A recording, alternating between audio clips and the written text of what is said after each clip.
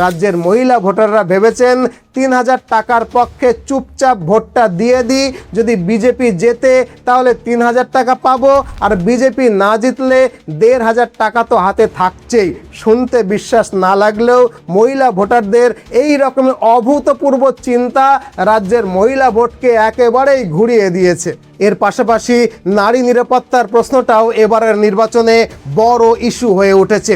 যে রাজ্যে একজন ডাক্তার সরকারি হাসপাতালের মধ্যে ধর্ষিত হয়ে খুন হয়, বুঝতে পারছেন সেই রাজ্যে নারী নিরাপত্তা কতখানি। আর এই নারী নিরাপত্তার ইস্যুটাই যে গোটা রাজ্য জুড়ে চোরা স্রোতের মতো বইছে, সেটা আমরা প্রথমবার বুঝতে পারি অভয়া আন্দোলনের সময়। আপনারা নিশ্চয়ই মনে করতে পারছেন যে তখন উই ওয়ান্ট জাস্টিস স্লোগানে গোটা রাজ্যের আকাশ বাতাস মুখরিত হয়ে উঠেছিল।